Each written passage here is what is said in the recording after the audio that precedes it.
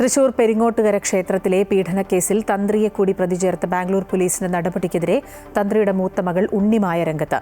ഉണ്ണിമായയുടെ സഹോദരിയുടെ ഭർത്താവ് കർണാടക സ്വദേശിനിയെ പീഡിപ്പിച്ചുവെന്നാണ് ആരോപണം. സംഭവത്തിൽ തന്റെ കുടുംബാംഗങ്ങൾ നിരപരാധികളാണെന്നും കേസ് ഒഴിവാക്കാൻ ബാംഗ്ലൂർ പോലീസ് 2 കോടി രൂപ ആവശ്യപ്പെട്ടുവെന്നും ഉണ്ണിമായ ആരോപിച്ചു.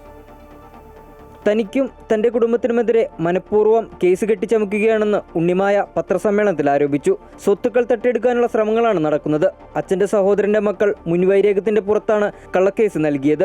പീഡനത്തിന് ഇരയായി എന്ന് പറയുന്ന കർണാടക സ്വദേശിനി അച്ഛന്റെ സഹോദരന്റെ മക്കളിൽ ഒരാളുടെ കാമുകിയാണെന്നും ഉണ്ണിമായ പറഞ്ഞു. കർണാടകയിൽ നിന്ന് ക്ഷേത്രദർശനത്തിനെത്തിയ യുവതിയെ ഉണ്ണിമായയുടെ സഹോദരിയുടെ ഭർത്താവ് മറ്റൊരിടത്തേക്ക് കൂട്ടിക്കൊണ്ടുപോയി പീഡിപ്പിച്ചുവെന്നാണ് കേസ്.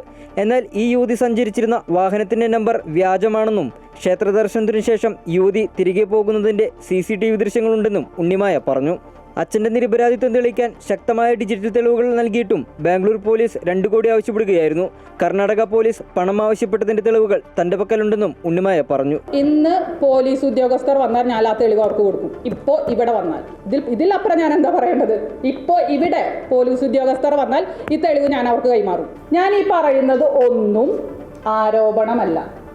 എല്ലാത്തിനും പോയിന്റ് ടു പോയിന്റ് തെളിവുമായിട്ടാണ് ഞാൻ വന്നിരിക്കുന്നത്.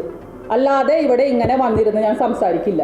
കംപ്ലൈൻറ്റ് കൊടുത്തതിൻ്റെ അക്നോളജ്മെന്റ് മുഖ്യമന്ത്രിയുടെ പോർട്ടലിലടക്കം കംപ്ലൈൻറ്റ് രജിസ്റ്റർ ചെയ്തിട്ടുണ്ട്. ഇതിന് പിന്നിലുള്ള ആളുകൾ ആരൊക്കെയാണെങ്കിലും, എത്ര ഉന്നതരാണെങ്കിലും, എത്ര പിടിപാടുള്ളവരാണെങ്കിലും അവരെല്ലാവരും ഇതിന് പുറത്തു കൊണ്ടുവന്നിട്ടേ ഈ യുദ്ധം ഞാൻ അവസാനിപ്പിക്കുകയുള്ളൂ.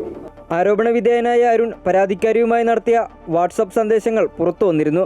അച്ഛന്റെ സഹോദരങ്ങൾ ക്ഷേത്രത്തിന്റെ ഭരണം നിയമവിരുദ്ധമായി പിടിച്ചെടുക്കുന്നതിനുള്ള ഗൂഢാലോചനകൾ നടത്തിയിരുന്നെന്നും കൂടാതെ അച്ഛനെ വധിക്കാനടക്കമുള്ള പദ്ധതികളിട്ടിരുന്നെന്നും ഉണ്ണിമായ പത്രസമ്മേളനത്തിൽ ആരോപിച്ചു.